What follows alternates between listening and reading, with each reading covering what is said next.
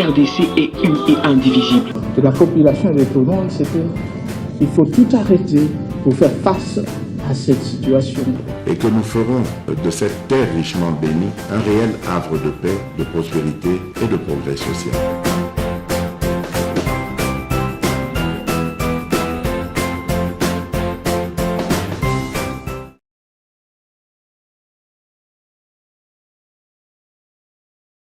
Mais on me payait de l'argent. Et j'ai reçu l'argent, j'ai palpé un peu d'argent. Même si je discutais, mais on me payait. Mais maintenant, pour voir les ministres, c'est la fête du monde. Alors je ne comprends pas pourquoi ça. On est ministre pour le peuple, et non pas pour ta famille seulement. Pour voir les ministres, c'est la fin du monde. On ne vous reçoit pas. Ah, c'est difficile. Vous savez, l'orgueil ne paye pas dans la vie. Aujourd'hui, vous êtes ministre, vous êtes orgueilleux. Demain, vous serez dehors, bien qu'ils ont ramassé beaucoup d'argent. Demain, vous serez dehors. Et un autre ministre, vous allez chercher aussi à le voir. Si on vous fait ce que tu faisais aux autres, les téléphones ici trompent beaucoup de gens. Nous avons des téléphones, nous on a eu des téléphones depuis la Deuxième République. On ne s'amuse pas avec un téléphone que vous m'appelez, je vois ton numéro, mais je refuse de prendre le téléphone. Et ça, c'est quel exemple? Et surtout que tu es dans l'entourage du président de la République. C'est-à-dire que vous n'aimez pas le président. Si quelqu'un a à vous dire pour l'intérêt général, et vous allez rater l'information à cause de votre orgueil, ce n'est pas du tout sérieux. Ça, je conseille à tous les ministres d'être peu attentifs aux appels des citoyens congolais. Nous sommes des citoyens, c'est nous qui votons. Quand nous votons, vous devenez ministre, vous devenez député, mais ce n'est pas pour nous cracher. Non, ce n'est pas du tout sérieux. À vous attendre parler, on sent un Gabriel Monka déçu. Oui, j'ai la déception. Comment le téléphone sonne et toi, le ministre, tu n'y pourras pas ça? Tu es qui?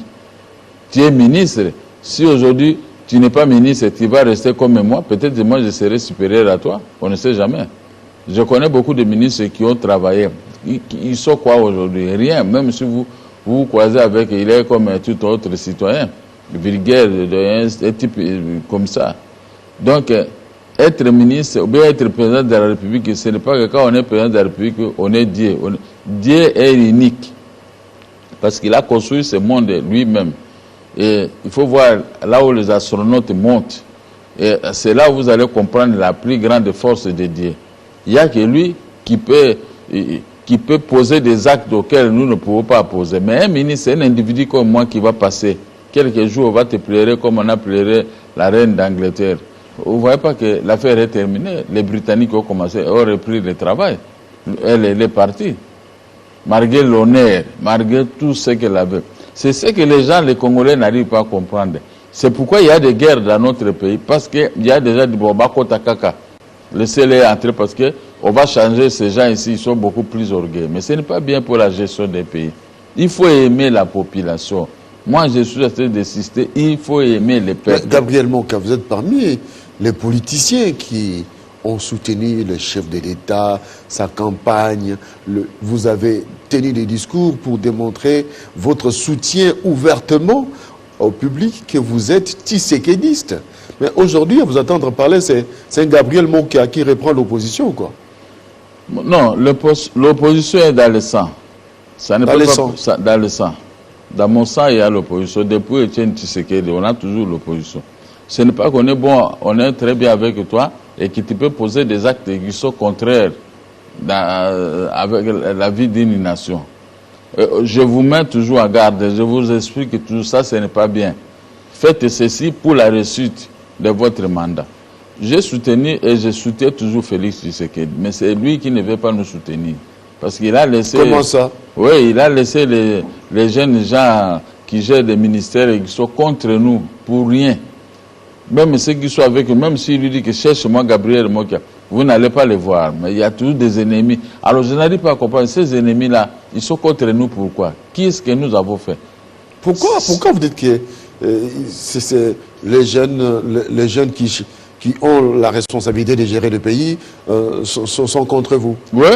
Il ne fallait pas que nous on soit tout près au président de la République ou lui dire quelque chose comme à l'époque. Il m'a reçu 2 ou 3 fois. On a causé. Mais qu'est-ce qu'il m'a donné? Qu'est-ce que moi je lui ai demandé? Mais maintenant, pourquoi si nous avons des difficultés dans la vie, on dit je vais dire au chef de l'État parce qu'il est le nôtre. Et si moi je n'ai pas l'argent, comment je vais contribuer pour sa réussite? Il faut que j'ai l'argent, et puis ce n'est pas l'argent à me donner comme ça, non, c'est mon argent. Je contribue avec mon argent, pas avec l'argent de quelqu'un d'autre. Alors là, les pays ne marchent pas bien. Il faut que le chef de l'État puisse revoir la copie de sa gestion. Revoir la copie de sa gestion. Qui est comment? Qui n'est pas conforme avec ce que nous avons commencé. On a commencé, on doit aimer le peuple, on doit aimer tout le monde. Mais moi, le peuple d'abord. Le peuple d'abord, mais le peuple d'abord ne se retrouve pas. Il y a un autre système qui est à côté du peuple d'abord. Comment moi je peux tenir un tel langage? Moi qui est avec eux. Si vous critiquez le chef de l'État ici, moi je vais m'apporter contre vous. Et maintenant, je le fais comme ça. Mes droits ne sont pas garantis. C'est ça le problème. Mes droits doivent être garantis. Même la justice a rendu la décision, je dois exécuter la décision. Sinon, je vois les pays comment. Je vois les deux yeux. Mais si vous me réduisez de voir les pays avec un seul yeux, à ce moment-là, ce n'est pas bien. Il faut que les deux yeux puissent jouer les rôles. Nous sommes bientôt sur 2023. Hein. Est-ce que Gabriel Monka va encore soutenir les chefs de l'État avec ces discours que vous tenez? Je vais soutenir les chefs de l'État. Moi-même, je serai sénateur. Je vais soutenir. Vous serez sénateur? Oui, je vais soutenir. Cette fois-ci, pas de candidat président? Pas de candidat président. Parce que le président Tshisekedi, c'est le fils de notre vieux. Alors moi, le vieux est parti, je ne peux pas concurrencer son fils. Je l'ai toujours dit. J'ai perdu mes biens puisque j'avais refusé de figurer dans un gouvernement de Laurent Désiré Kabila. Alors, il s'est fâché, il a demandé à moi de Congolais de m'arracher tous les biens. On m'a arraché les maisons, on m'a chassé à la Gombe là-bas. Je suis venu rester au centre-ville, bien que c'est chez moi ma parcelle. Vous voyez que nous avons perdu depuis longtemps. Nous ne sommes pas les politiciens d'aujourd'hui, les politiciens d'hier. Les gens qui ont fait la pluie et le beau temps. Mais je ne peux pas me retrouver à la croisée des chemins aujourd'hui. Je ne peux pas. Alors vous allez soutenir les chefs de l'État? Je vais soutenir, peut-être qu'il va changer. Hein? Il faut le forcer à changer, à être comme tout le monde. Et puis il doit savoir que ceux-là, ce sont les miens. C'est ce que moi j'aime dans la vie. Ce sont les miens. Et les miens, je dois les garantir. Comme faisait Félix. Vous avez déjà suivi que Félix, comme faisait Joseph Kabila. Il n'a jamais arrêté ces gens. Ils ont trouvé beaucoup d'argent, ils ont fait ceci. Il était toujours avec eux. Parce qu'il dit, ce sont les miens qui me soutiennent. Ceux qui sont contre vous ne sont pas avec vous. Mais ceux qui sont avec vous ne sont pas contre vous. Donc nous sommes avec Félix Tshisekedi, nous ne sommes pas contre lui. Nous ne sommes même pas contre sa tribu. On est ensemble. Il faut qu'on lutte pour chasser les ennemis qui lui créent des problèmes. Voilà, c'était un bon marché pour nous. Pour nous, nous soutenons en âme et conscience. Mais nos droits doivent être garantis. Alors, en parlant des droits, vos droits qui doivent être garantis, vous personnalisez les débats avec la problématique de vos maisons? Mes maisons, c'est là où ça m'étonne. J'ai gagné les arrêts de la Cour suprême. J'ai les ordonnances qui demandent de chasser tel et tel dans la maison de Mokia. Mais pourquoi on n'arrive pas à trouver les gens? La police est indifférente. Donc il y a des combinaisons que je n'arrive pas à... Même la ministre de la Justice, elle est toujours... Oh non, il faut aller demander le chef de l'État. Mais la décision est exécutée au nom du président de la République. Chaque ministre est le responsable de son département. Moi, je ne peux pas aller voir le chef de l'État pour la maison. Je vais voir peut-être les ministres pour qu'ils puissent contribuer à ce que je puisse exécuter. Mais à ce moment-là, quelle justice qu'on est tenté de soutenir? C'est qu'il n'y a pas de justice. Nous sommes là pour faire des aventures dans notre pays. Ok, un pays qui est géré par une aventure finit toujours très mal. Partout dans la vie. Même vous, vous êtes à classe, vous êtes un grand tricheur, mais des fois vous allez tricher très mal, vous avez 0. Il faut toujours faire attention. Nous étions aussi les balles de l'école, on connaît, mais quand on gère un ministère, il faut savoir que ce n'est pas ton ministère.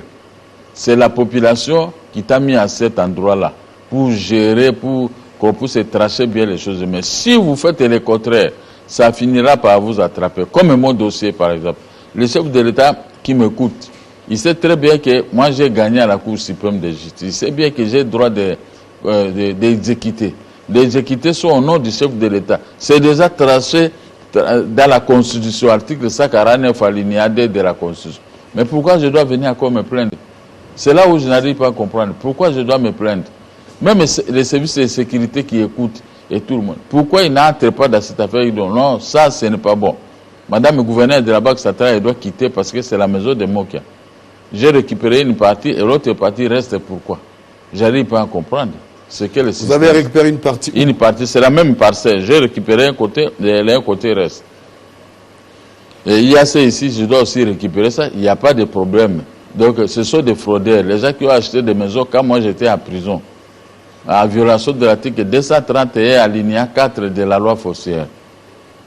Hein? Donc, quand vous allez dans l'article 4, il dit qu'un nul, tout certificat ou tout document obtenu par fraude, c'est nul. L'article 204 de la loi foncière. Mais tout ce que les gens ont comme document, c'est nul. Hein? Nous étions en procès en 2003. Mais en 2013, 2014, les gens ont commencé à acheter mes maisons puisque je n'étais pas là, j'étais en prison. Je suis sorti. La Cour suprême en 2018 a rendu sa décision en notre faveur. Mais je vais maintenant souffrir pourquoi? Comment je peux supplier? La justice sociale a écrit des lettres, excusez-moi, pour demander à la police d'aller exécuter. Mais pourquoi c'est... Donc un pays ne peut pas avoir deux forces. Les commerçants ont la force, l'État a la force. Alors à ce moment, comment on va marcher dans ce pays? Si j'étais fort, la gouverneure de la Banque centrale et l'IAC devaient aller à Bunangana, aller se battre. Mais comme ils ne peuvent pas arriver à Bunangana, c'est-à-dire qu'il y a que l'État qui est fort. Donc les décisions de l'État doivent être d'application. Voilà, c'est ça mon souci. Donc à ce jour, les décisions rendues en votre faveur ne sont pas d'application? Ne sont pas d'application. Et la justice, je ne peux pas condamner la justice. Alors quelles sont ces décisions qui ne sont pas d'application? L'arrêt 2742, RC 2742 de la Cour suprême de justice et l'ordonnance 246 du tribunal de grande instance qui demande à ce que tous les gens qui occupent mes maisons doivent déguerpir. Mais ces gens ont mis des policiers, ont mis des gens là-bas. C'est un service de la police qui est à la portée des peuples, mais est devenu à la portée des malfaiteurs. Alors là, ça ne va pas. À ce moment-là, ce n'est pas le pays. Moi-même, je parle ici, j'ai le passement dans mon cœur, parce que je ne peux pas imaginer que mon pays peut se retrouver dans ces lots-là, déjà des hommes forts devant un pouvoir faible. Or que la justice a déjà rendu, a fait son travail. Comment nous pouvons nous retrouver avec les hommes forts? On ne peut pas se retrouver avec les hommes forts.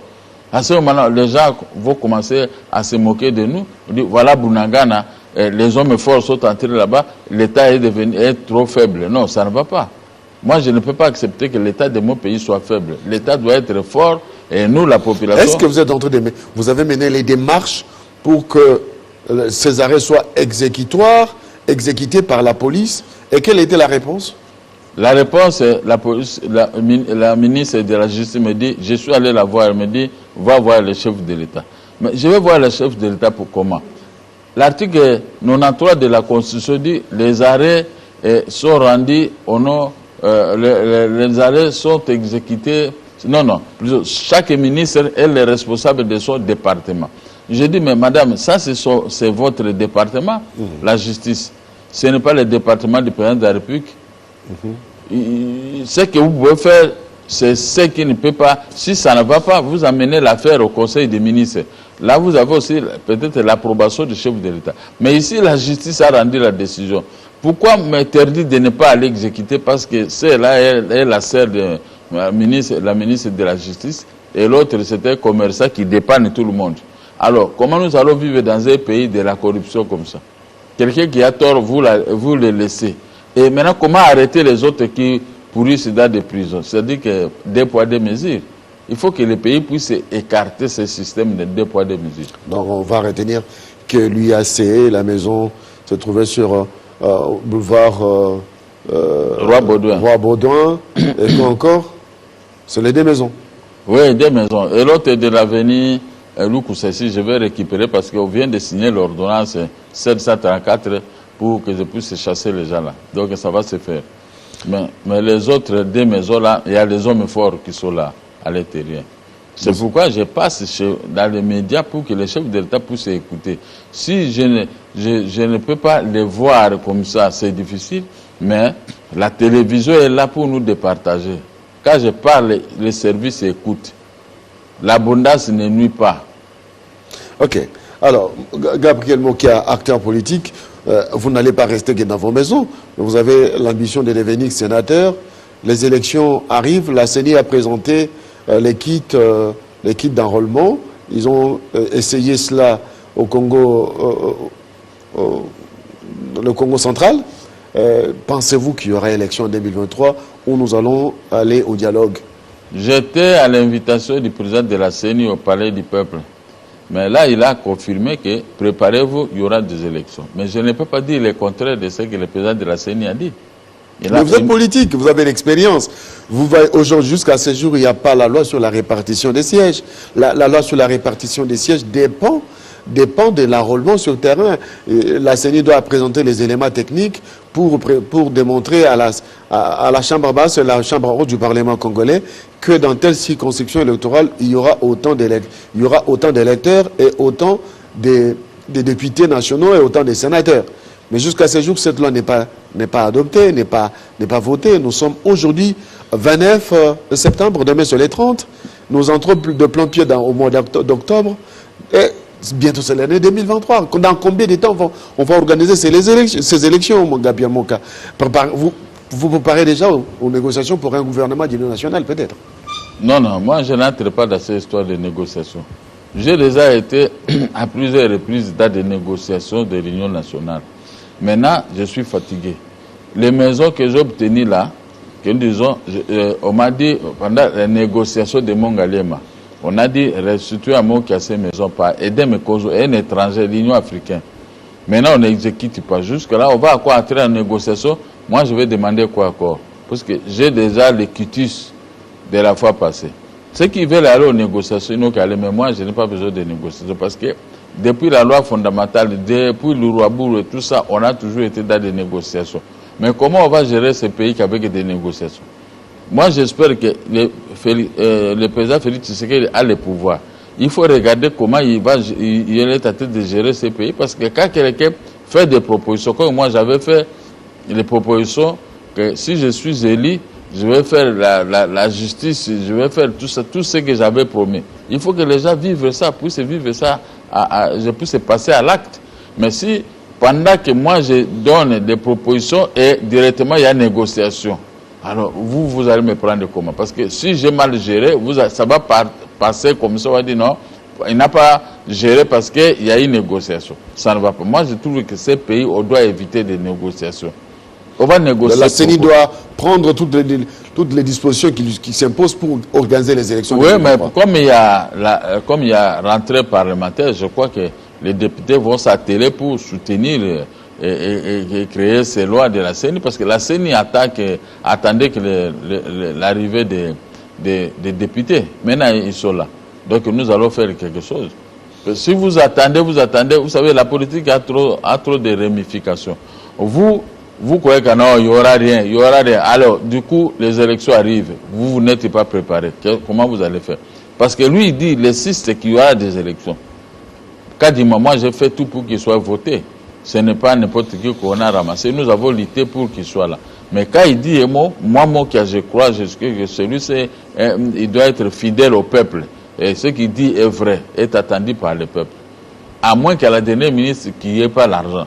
Nous, on dit que le budget est de 14 millions. Si les élections vont coûter, ça peut coûter combien? 1 milliard? 1 milliard ou bien 1 milliard et 400 millions. Je crois que ça, on ne va pas manquer ça dans le budget qui est de 14 milliards de dollars. Hein? 1 milliard et 400, ça va organiser très bien les élections dans notre pays. Moi, je crois que mentir, restera toujours quelque chose. Aujourd'hui, le budget est là et la CENI n'a qu'à préparer, à présenter sa facture, combien le peuple va lui donner pour pouvoir organiser à bon escient les élections dans notre pays. Que ce soit même pour une fois pas beaucoup de contestations, pour que les gens se retrouvent. Voilà. Vous avez dit que vous souhaitez assurer le mandat des sénateurs en 2023. Ça m'arrangerait. Dans quelle circonscription? À Kinshasa? À Kinshasa, oui. Vous fuyez la députation nationale parce que c'est très dur, hein? La députation nationale, non, mais moi j'ai le peuple. Et mon parti, si tu vas dans mon parti, c'est bien organisé. Hein? MDECO est bien organisé. Je ne vois pas les partis qui sont comme nous ici. Chez nous ici, c'est bien organisé. Donc, le peuple est avec nous. Est-ce que votre parti politique se trouve sur toute l'étendue de la République? Quoi? MDECO. MDECO. Le parti a conquis une grande partie de la République démocratique du Congo. Les restes, je vais les compléter durant ce jour. Les quelques provinces qui restent, comme les Katanga. Vous ne faites pas la promotion de vos membres. Qui est votre vice-président, secrétaire général? Le congrès, c'est quand? Les gens, pour bientôt, on se prépare. Même à quelques jours avant les élections, on va faire le congrès. Quelques jours? Ouais. Les congrès avant les élections. Les partis. Mais vous allez vous préparer quand? Les partis de Monkia. Vous ne voyez pas que tous les jours, il y a des activités partout, sur toute l'étendue du pays. Au Katanga, il y a des activités. Vous allez à Massina, vous allez partout, il y a des activités. Mais c'est ça. Les partis, c'est comme ça. Donc votre parti aura des candidats à la députation nationale, provinciale ainsi que sénatoriale. Mais oui, mais nous nous préparons pour ça. La liste est là. Tous ceux qui veulent être des députés, ils doivent venir chez nous, les femmes comme les hommes, parce que c'est 50-50. Ça, 50 femmes et ça, 50 hommes. On a déjà atteint une limite très bien que je suis très content.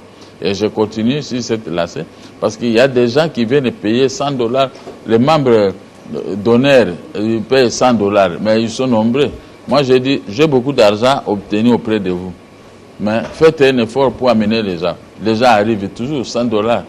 Alors, dernièrement, nous avons suivi la réaction du secrétaire général des Nations Unies, qui a déclaré ouvertement que les Nations Unies étaient incapables de s'attaquer au M23, qui était armé comme une armée conventionnelle, une armée moderne. Comment avez-vous, vous en tant que politique, acteur politique de la République démocratique du Congo, comment avez-vous réagi à ces affirmations du secrétaire général des Nations Unies? Moi, je n'ai pas été content qu'un haut responsable du monde puisse tenir un tel langage. Il dit que les M23 sont venus de nulle part. Et ils étaient où? Moi, j'étais à Bilbao, en Espagne, à 400 km d'Espagne, tout près même de ce pays, le Portugal. Je n'ai pas voulu. J'ai dit à ma femme, on n'entre pas au Portugal parce que ces gens-là, d'où est venu le secrétaire général de l'ONU? C'est un Portugais. Mais comment lui peut donner de telles affirmations dans un pays qui est occupé? Au lieu que, comme dit, le but de la création de l'ONU, c'est contraindre les pays riches contre les pays pauvres. Donc, c'est-à-dire que les grandes puissances ne puissent pas anéantir les pays en voie de développement. Mais comment lui peut se mettre devant les micros pour commencer à raconter de telles choses?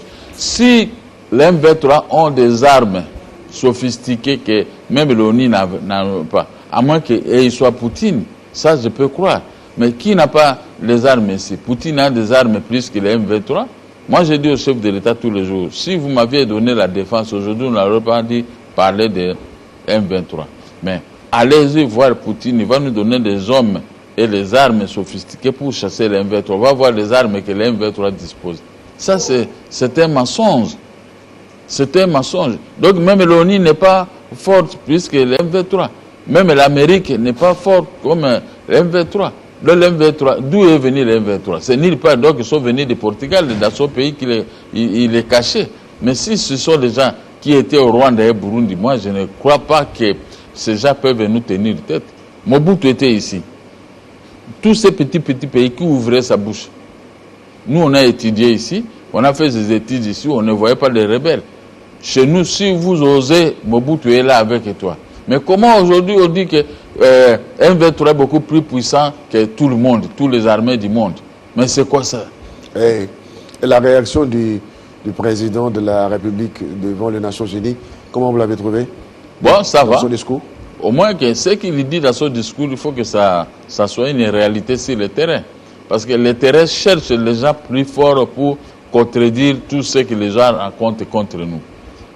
Mon souhait est que le président de la République, il ne doit pas commencer à continuer à travailler avec les Banyamulenge. Ce ne sont pas les Congolais, ce sont des Rwandais.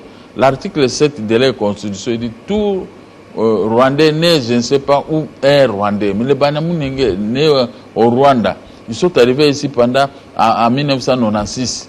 pendant la guerre. Mais depuis 1960 jusqu'à aujourd'hui, on n'a jamais entendu parler de Banamunenge.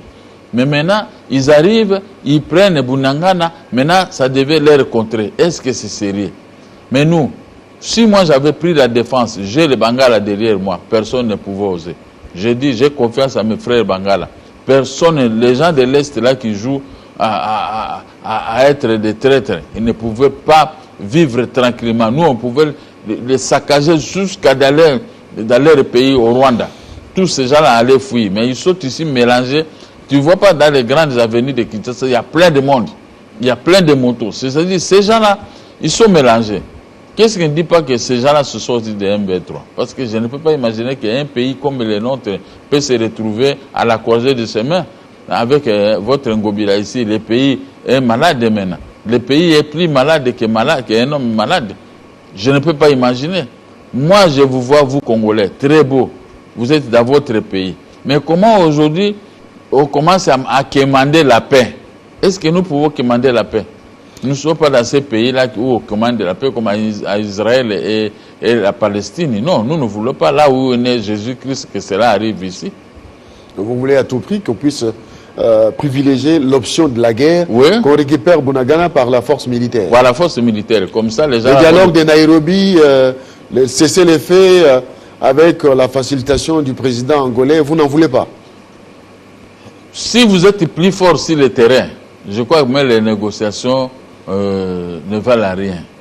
Donc, pour nous, il faut qu'on puisse gagner la guerre avec notre armée. Nous, à l'Équateur, on a des militaires beaucoup plus aguerris. Nous pouvons gagner cette guerre, petite guerre. Mais les gens, maintenant, font semblant de trouver comme si les Congolais, ils sont rien, ils sont que là, les bavardages. Pour vous, il y a aussi la traîtrise dans la prise de décision du chef de l'État, trompé, désorienté par quelques collaborateurs, oui, qui sont proches du Rwanda. Mais oui, parce que les gens ont l'amour du Rwanda plus que l'amour du Congo. Beaucoup de gens... Comment ça? La plupart des gens sont des Rwandais qui sont ici. Parce que comment moi, le chef de l'État m'a dit, vous voulez prendre de la défense nationale, on a discuté avec vous. Et moi je rentre derrière là, on trompe le chef de l'État, non, ne donnez pas moi qui a donné à ces Mouniamoulengue ou si c'est quoi les gens... On a donné ça aux gens que nous ne maîtrisons pas. Mais voici les conséquences. Comment je suis le chef de l'armée, ministre de la Défense, mais personne ne peut venir de cette façon?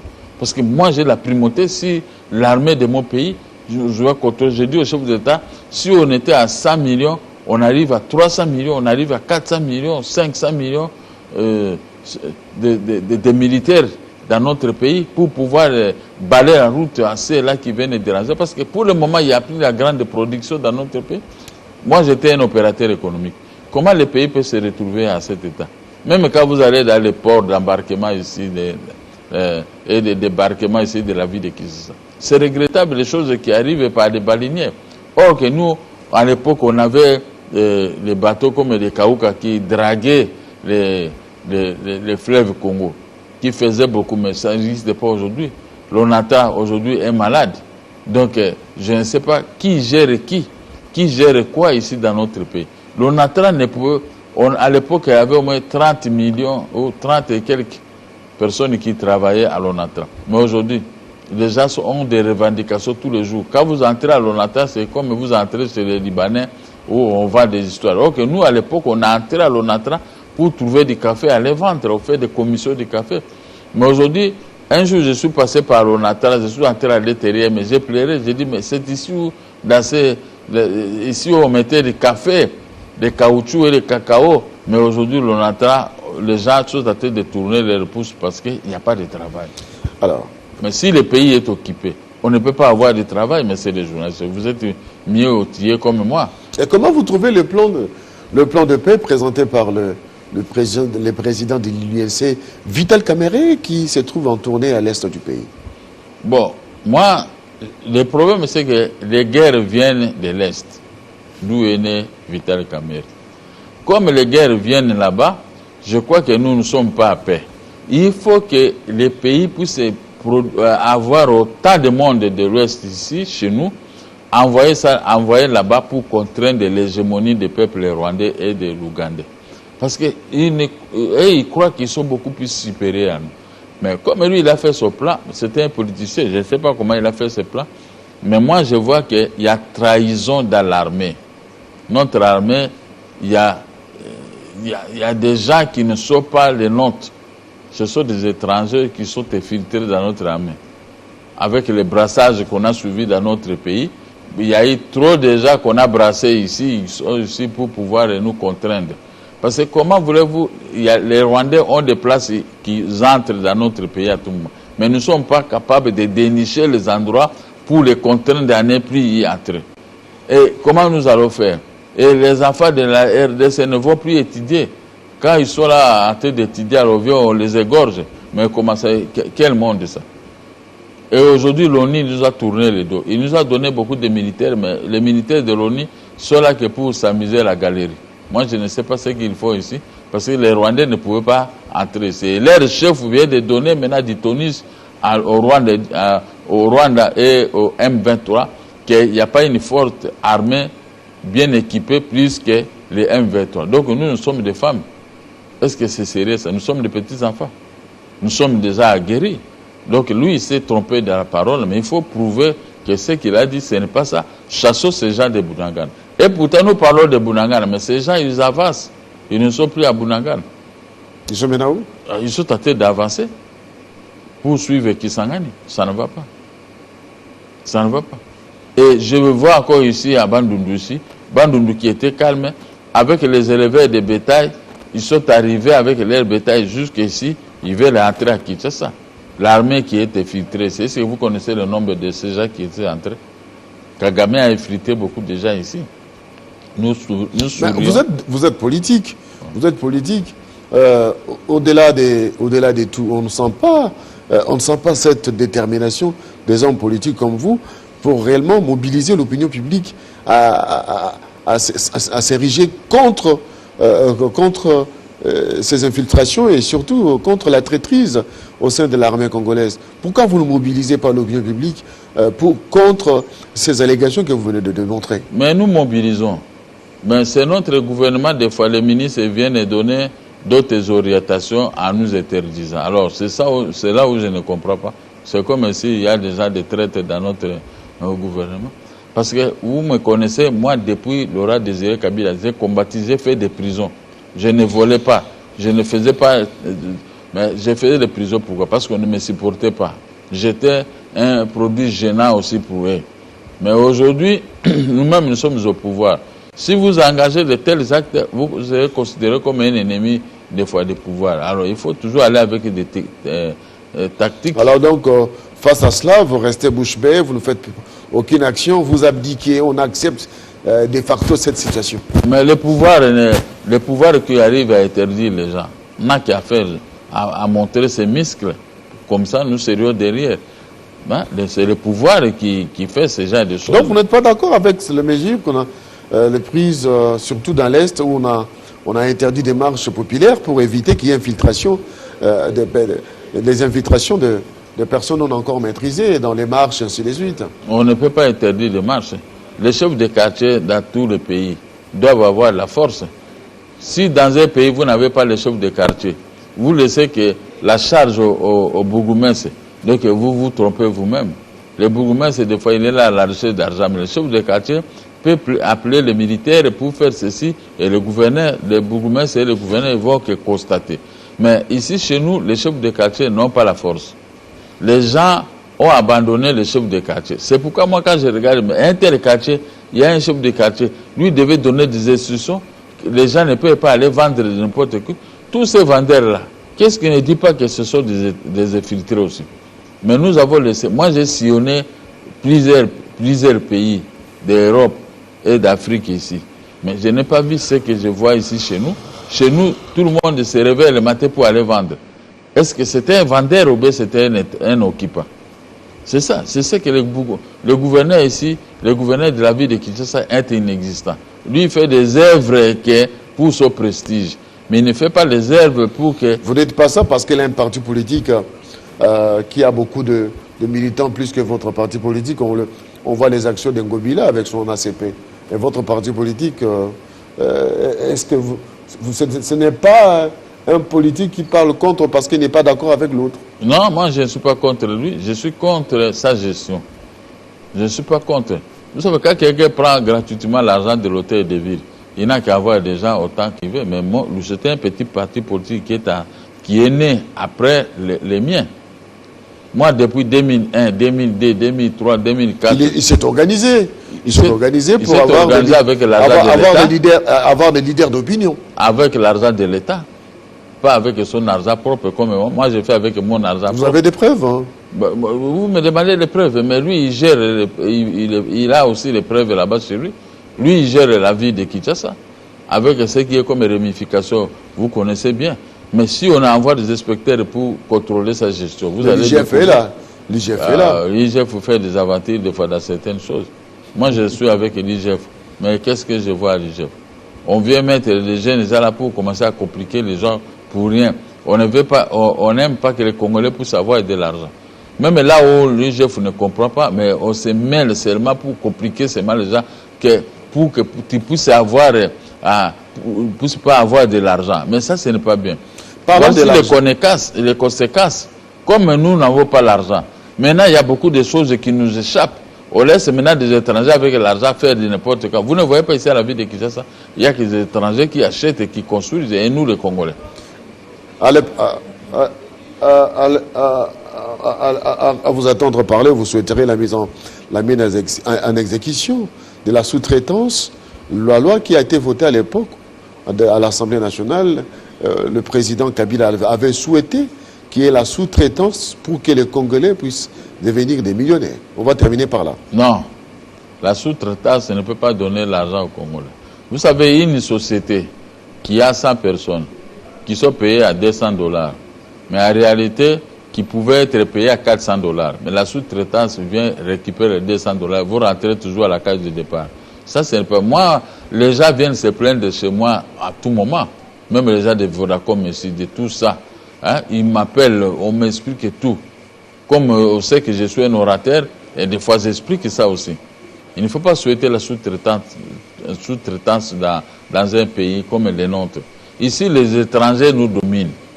Là où on peut payer $100 à un Congolais, on le paye $60 avec des maltraitances. Ça, ce n'est pas du tout sérieux. Ce n'est pas du tout sérieux. Hein? Ici, et puis notre pouvoir judiciaire est au service de ces étrangers. Même si vous gagnez, mais vous n'allez pas exécuter parce que ces gens-là sont derrière. Mais c'est quel pays ça? Donc, on comprend que vous êtes remonté, surtout avec la problématique de la non-exécution des arrêtés de la justice. Oui. Ça, je m'adresse au chef de l'État. Il doit revoir la copie de sa gestion. Merci beaucoup, Gabriel Mokia, que nous avons reçu ce matin. Merci d'avoir accepté l'invitation. Merci. Merci aussi à ma femme qui a insisté pour que je vienne vous voir ici ce matin. Merci beaucoup.